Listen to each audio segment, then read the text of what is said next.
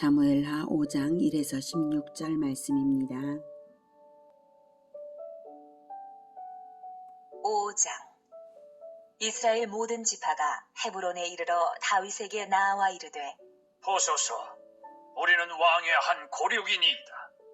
전에 고 사울이 우리의 왕이 되었을 때에도 이스라엘을 거느려 출입하게 하신 분은 왕이시었고, 여호와께서도 왕에게 말씀하시기를 내가 내 백성 이스라엘의 목자가 되며 내가 이스라엘의 주권자가 되리라 하셨나이다 하니라.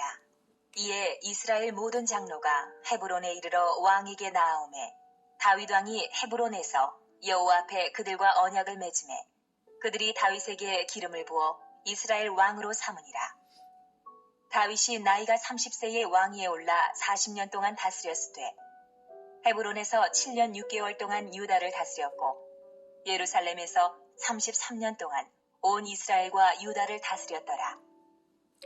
사랑하는 형제 여러분, 5월 6일 금요일 새벽 묵상에 오신 것을 환영합니다. 신정적 왕정을 뜻하셨지만 인본적 왕 사울에 의해서는 신정 왕국이 될 수 없었고, 하나님께서 섭리로서 사울가를 완전히 몰락하게 하신 후 드디어 다윗을 통일 이스라엘의 왕으로 추대하게 하셨습니다. 1절에 이스라엘의 모든 지파가 다윗에게 나와 추대하기를 세 가지를 근거를 들었죠. 첫째는 한 고륙입니다. 둘째, 사울 때부터도 이미 이스라엘을 거느려 출입하게 하신 분이 다윗입니다 라고 했고요. 세 번째로는 여호와께서도 내 백성 이스라엘의 목자가 되며 네가 이스라엘의 주권자가 되리라 라고 하나님께서 말씀하셨다고 세 가지 근거로서 합당함을 말했습니다. 신명기 17장에서 하나님께서 장차 이스라엘 백성이 왕정을 요구할 때에는 이리이리 하라는 왕도를 세우신 바가 있는데요. 왕을 세우는 조건이 여호와께서 택하신 자 그리고 내 형제 중 한 사람 즉 타민족이 아닌 자 고륙 중에 세우라 하셨거든요. 신명기 17장 14, 15절 보겠습니다. 내가 내 하나님 여호와께서 내게 주시는 땅에 이르러 그 땅을 차지하고 거주할 때에 만일 우리도 우리 주위의 모든 민족들 같이 우리 위에 왕을 세워야겠다는 생각이 나거든 반드시 내 하나님 여호와께서 택하신 자를 내 위에 왕으로 세울 것이며 내 위에 왕을 세우려면 내 형제 중에서 한 사람을 할 것이요 내 형제 아닌 타국인을 내 위에 세우지 말 것이며 네, 하나님께서 타국인을 왕으로 택하실 리는 없으시고요. 맨 처음에 하나님께서 택하신 자를 첫 왕으로 세워야 한다는 원칙을 말씀하신 것이고 그 후에는 이제 대를 이어서 왕이 될 텐데 내 형제 중 한 사람이어야 한다. 즉 이방인의 자녀는 안 된다라고 하는 거죠. 당연히 이방 결혼을 왕들이 이방 결혼을 해서도 안 되고 같은 민족이어야 된다라고 하는 것을 말씀하신 것입니다. 하나님께서 정하신 조건에 합당한 자가 바로 다윗인 것을 확인하느라 한 고륙입니다 등을 말했죠. 역대상에 의하면 이때 이렇게 해서 추대될 때에 대관식에 모인 사람들의 수는 무려 35만 명에 달했습니다. 역대상 12장 22에서 40절. 그때에 사람이 날마다 다윗에게로 돌아와서 돕고자 하매 그러니까 헤브론에 있을 때 다윗이 헤브론에 있을 때 유다 지파의 왕이었을 때에 이스라엘 지파에서 날마다 다윗에게로 돌아온 사람들이 많았던 것입니다. 큰 군대를 이루어 하나님의 군대와 같았더라. 점점 사람들이 많아진 것입니다.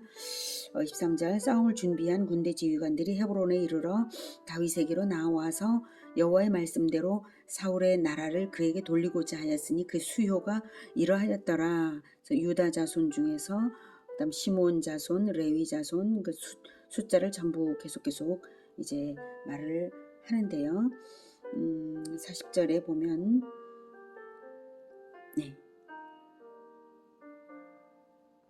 이렇게 이 모든 군사가 이렇게 요단 동쪽에서만 해도 12만 명이 나와왔죠. 자, 38절. 이 모든 군사가 전열을 갖추고 다 성심으로 헤브론에 이르러 다윗을 온 이스라엘 왕으로 삼고자 하고 또 이스라엘의 남은 자도 다 한 마음으로 다윗을 왕으로 삼고자 하여 무리가 거기서 다윗과 함께 사흘을 지내며 먹고 마셨으니 이는 그들의 형제가 이미 식물을 준비하였음이며 또 그들의 근처에 있는 자로부터 이사갈과 스불론과 납달리까지도 이사갈, 스불론, 납달리는 가장 북쪽에 있는 지파들입니다. 그들까지도 나귀와 낙타와 노새와 소에다 음식을 많이 실어왔으니 곧 밀가루 과자와 무화과 과자와 건포도와 포도주와 기름이요 소와 양도 많이 가져왔으니 이는 이스라엘 가운데에 기쁨이 있음이었더라. 이렇게 엄청나게 많은 사람들이 와서 이제 다윗을 왕으로 추대한 것입니다. 그렇게 모여서 대표들인 장로들이 나와 언약을 맺고 기름을 부었습니다.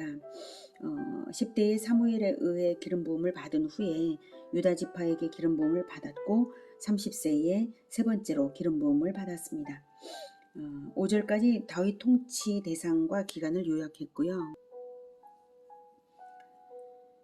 6절부터는 예루살렘을 왕도로 삼기까지의 정복 과정이 나옵니다.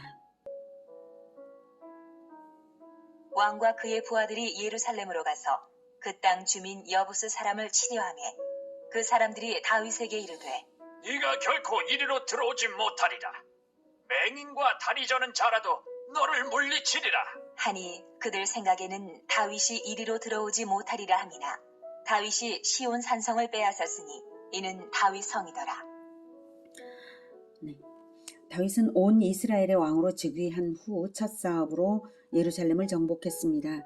그렇게 한 이유는 첫째, 아직 미정복 상태로 남아있는 예루살렘을 정복함으로써 하나님께서 명하신 사명을 이루어가는 일을 첫 사역으로 함이 합당하고요. 그로써 하나님께서 이스라엘과 함께 하신다는 확신을 백성들로 하여금 갖게 한 것입니다. 둘째로는 통일 이스라엘의 수도를 새로 정복한 땅에 옮김으로써 분열되었던 민심을 통합하고 정치적 사회적 체제를 정비하기 위한 것입니다. 그런데 여부스 사람들 즉 예루살렘에 살던 가나안 원주민들이 정복 사업에 나선 다윗을 맹인과 다리 저는 자라도 너를 물리치리라 라고 비웃을 수 있었던 것은 예루살렘의 동쪽과 남쪽이 절벽과도 같은 경사 언덕이어서 천연의 요새였기 때문입니다. 그러나 이제 다윗이 시온산성을 빼앗아 다윗성이라 칭했는데요. 예루살렘 남동쪽의 구릉에 있는 산성이 시온산성이었고요. 점차로 시온이라는 그 이름은 예루살렘 전체를 의미하게 되었습니다. 처음엔 시온산성에서만 출발했어도 예루살렘 전체를 이제 왕도로 삼은 것이고 그래서 시온과 예루살렘은 같은 의미로 이제 통용이 되게 되었습니다. 8절. 그날에 다윗이 이르기를 누구든지 여부스 사람을 치거든 물깃는 대로 올라가서 다윗의 마음에 미워하는 다리 저는 사람과 맹인을 치라. 하였으므로 속담이 되어 이르기를 맹인과 다리 저는 사람은 집에 들어오지 못하리라 하더라. 다윗이 그 산성에 살면서 다윗성이라 이름하고 다윗이 밀로에서부터 안으로 성을 둘러싸우니라. 먼저 물깃는데 8절에 보면 다윗이 이르기를 누구든지 여부스 사람을 치거든 물깃는 대로 올라가서 이렇게 치라 이렇게 했죠. 물깃는 대로 올라가라는 말은 예루살렘 남동쪽에 있는 기혼샘에서 남쪽 저수지로 흘러들어온 물을 끌어올리기 위해 파놓은 수직 갱도가 있습니다. 다윗은 세밀한 지형 탐사를 해보니까 성 안으로 침입할 수 있는 유일한 통로가 바로 이 배수구였던 것입니다. 시온성 밖에 있는 기혼샘이 있는데요. 기혼샘의 지하로 내려가는 이 지하 통로가 있습니다. 그래서 기혼샘에서 물길이 시온성 안으로 갈 때에 이 지하 통로, 지하로 가서 가는 것입니다. 이렇게 기혼샘에서 들어온 물을 여부수 사람들은 이제 수직 터널에서 이제 도르래를 달아서 물을 아래로부터 끌어올렸습니다. 근데 바로 이 지하 갱도를 통해서 이 좁은 배수구를 통해서 군사들이 시온성 안으로 들어가서 시온성을 정복한 것입니다. 한편 다윗이 말한 다윗의 마음에 미워하는 다리 저는 사람과 맹인을 치라라고 말한 것은 여부수 사람들이 다윗을 조롱해서 말한 그대로를 돌려주는 뜻으로 여부수 너희들이 바로 그 다윗의 마음에 미워하는 다리 저는 사람과 맹인들이다 라는 뜻으로 그들을 치라고 말한 것입니다. 다윗 군대를 멸시했기 때문에 다윗 군대의 자존심과 민족의식을 불러일으켜서 용감하게 싸우도록 말한 것이죠. 장애인을 비하하는 뜻은 전혀 아닙니다. 그래서 이 승리가 다윗 군대에게 아주 통쾌한 자부심이 되었으므로 다윗의 말이 속담으로까지 남은 것입니다. 10절. 만군의 하나님 여호와께서 함께 계시니 다윗이 점점 강성하여 가니라. 두로 왕 히람이 다윗에게 사절들과 백향목과 목수와 석수를 보내매 그들이 다윗을 위하여 집을 지으니 다윗이 여호와께서 자기를 세우사 이스라엘 왕으로 삼으신 것과 그의 백성 이스라엘을 위하여 그 나라를 높이신 것을 알았더라. 이렇게 해서 다윗이 점점 강성해진 것은 만군의 하나님 여호와께서 함께 계시기 때문입니다. 그 증거가 두로왕 히람의 협력으로도 나타난 것입니다. 두로는 백향목이 많이 나는 곳이고요. 이스라엘은 건조한 땅이어서 좋은 나무나 석재가 생산되지 않았기에 건축술도 발달되지 않았습니다. 그런 형편을 잘 알던 두로왕 히람이 이제 통일왕국으로 출발한 이스라엘과 우호하기 위해서 북쪽 끝에서부터 다윗성을 지을 백향목과 목수와 석수를 보낸 것입니다. 다윗이 이전부터도 하나님께서 자기를 왕으로 삼으신 것을 알고는 있었지만 두로왕 히람이 이렇게 나선 것을 보고 하나님께서 하시는 것을 확인하며 더욱 체험적 신앙으로 성장했습니다. 한편 수도를 예루살렘으로 옮긴 의의를 살펴보면 첫째는 지리적 측면에서 예루살렘은 기혼샘과 같은 좋은 수원을 가지고 있어서 대도시를 조성하기에 적합했고요.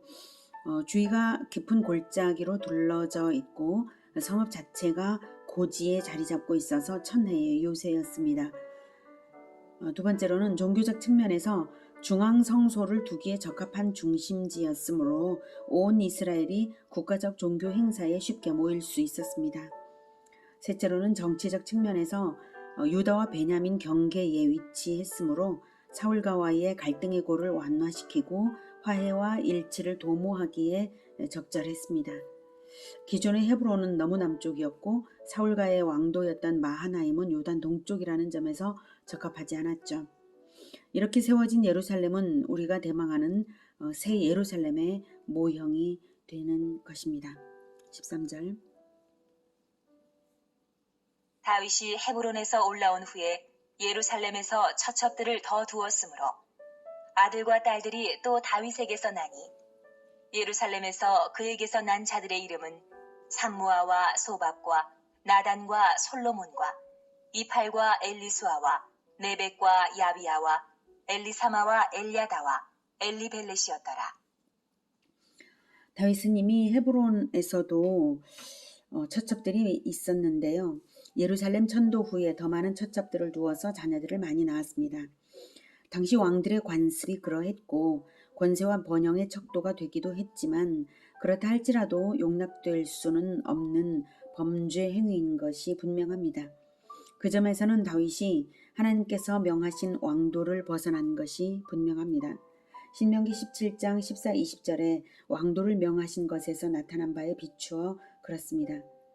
신명기 17장 17절에 그에게 아내를 많이 두어 그의 마음이 미혹되게 하지 말 것이며 자기를 위하여 은금을 많이 쌓지 말 것이니라 이렇게 명하셨거든요. 왕도로서.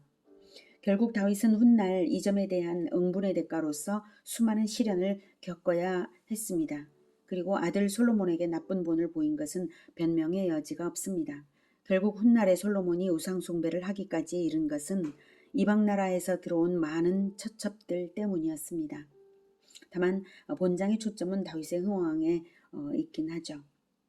오늘 우리가 배울 점은 그동안의 역사를 바탕으로 볼 때에 본장에 언급되지는 않았을지라도 우리가 읽어낼 수가 있는 것이 있죠. 첫째, 만군의 하나님 여호와께서 함께 하시면 전쟁 없이 화평 가운데 나라가 하나가 된다는 것입니다. 통일은 전쟁으로 되는 것이 결코 아니라 성령으로 되는 것이고 하나님의 섭리로서 되는 것입니다. 잠언 16장 7절에는 사람의 행위가 여호와를 기쁘시게 하면 그 사람의 원수라도 그와 더불어 화목하게 하시느니라 라고 하시죠. 인본적 노력으로 통일이 되는 것이 아니라 하나님을 기쁘시게 하나님의 뜻을 섬겨드리는 것이 통일의 요점입니다. 다윗이 바로 그러했습니다. 둘째로 왕을 세우신 하나님께서 왕을 연단하셔서 하나님 주권 중심을 분명하게 세우시고 때가 이르러 왕좌에 앉히시는 것입니다. 요는 하나님의 연단을 잘 받는 것이 왕의 준비인 것이지 다른 것이 아닙니다. 왕이 될 자에게는 적합한 능력과 성령으로 부으시고 통치의 지혜 역시 주십니다. 그러므로 하나님께 먼저 받을 것을 받는 것이 중요하죠. 그중 연단은 반드시 고난의 세월을 통해서라야만 되는 그런 것입니다. 셋째는 아무리 완전한 인간이라 할지라도 결코 완전한 왕은 없다는 것입니다. 그러기에 이스라엘의 운명은 점차로 약화되다가 마침내는 몰락하고 하나님이 보내신 하나님의 아들 그리스도를 기다려 완전하고 영원한 천국을 세우는 것 그 외에는 완전한 소망은 없다는 것입니다. 다만 다윗 왕국은 역사 속에서 그리스도의 나라의 모형으로서 이스라엘로 하여금 다윗의 자손 그리스도의 나라를 대망하게 한 위대한 왕국이었던 것은 분명합니다. 예수 제자 여러분, 하나님께서는 예수님 이후 예수님을 따라 십자가를 지는 모든 예수 제자들을 왕과 제사장으로 세우셨습니다. 그러셨기에 천국을 만국의 영광을 가지고 들어가는 만왕들의 나라로 하신 것이고 예수님을 만왕의 왕으로 세우신 것입니다. 누가복음 9장 23, 24절에 또 무리에게 이르시되 아무든지 나를 따라오려거든 자기를 부인하고 날마다 제 십자가를 지고 나를 따를 것이니라. 누구든지 제 목숨을 구원하고자 하면 잃을 것이요 누구든지 나를 위하여 제 목숨을 잃으면 구원하리라. 공동체를 구원하리라는 뜻이죠. 아무든지 나를 따라오려거든 누구든지 누구든지 다시 또 누구든지 강조하시죠. 누구든지 예수 제자로 부르시는 예수님이십니다. 베드로전서 2장 9절 그러나 너희는 택하신 족속이요 왕 같은 제사장들이요 거룩한 나라요 그의 소유가 된 백성이니 이는 너희를 어두운 데서 불러내어 그의 기이한 빛에 들어가게 하신 이의 아름다운 덕을 선포하게 하려 하심이라.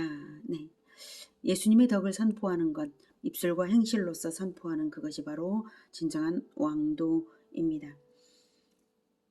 요한계시록 21장 23에서 27절 그 성은 해나 달의 비침이 쓸데없으니 이는 하나님의 영광이 비치고 어린 양이 그 등불이 되심이라. 만국이 그 빛 가운데로 다니고 땅의 왕들이 자기 영광을 가지고 그리로 들어가리라. 낮에 성문들을 도무지 닫지 아니하리니 거기에는 밤이 없음이라. 사람들이 만국의 영광과 존귀를 가지고 그리로 들어가겠고 무엇이든지 속된 것이나 가증한 일 또는 거짓말하는 자는 결코 그리로 들어가지 못하되 오직 어린 양의 생명책에 기록된 자들만 들어가리라. 이렇게 만왕들이 만국의 영광을 가지고 들어가는 나라가 천국입니다. 자, 하나님이 세우시는 왕들이 그러하고 왕도가 이러하고 천국이 이러하니 우리가 아무리 작은 공동체를 이끌지라도 그 공동체는 왕국이고 지도자는 왕입니다. 진정한 왕도를 그리스도 예수님에게서 배우며 따르는 우리 모두가 되기를 기원합니다. 늘 만군의 하나님 여호와께서 함께 하시고 하나님이 주시는 연단을 순종으로 받아서 인내로서 열매 맺으며 왕도 중 왕도인 십자가의 도를 따르는 우리 모두가 되기를 기원합니다. 기도하겠습니다. 하나님,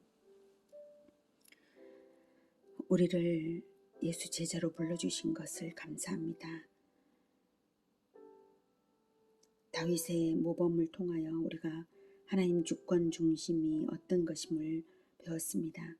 그러나 다윗마저도 완전치 못한데 그러나 우리가 또한 예수님의 모범을 보여주시기 위해서 하나님의 아들 예수님이 사람으로 태어나셔서 모든 모범을 보여주셨으니 감사합니다. 우리가 십자가의 도를 따라서 날마다 자기를 부인하고 십자가를 지고 따르겠습니다. 주님, 우리를 붙들어 주시고 하나님께서 가르치시는 그 왕도를 잘 배우는, 그래서 우리 주님의 아름다운 덕을 입술과 행실로 선포하여서 공동체를 세워나가는 우리 모두가 되게 주님 도와주시옵소서. 성령으로 충만하게 기름 부어 주셔서 하나님께서 주신 모든 사명을 다 이룰 수 있게 하여 주시옵소서. 예수님의 이름으로 기도드립니다. 아멘.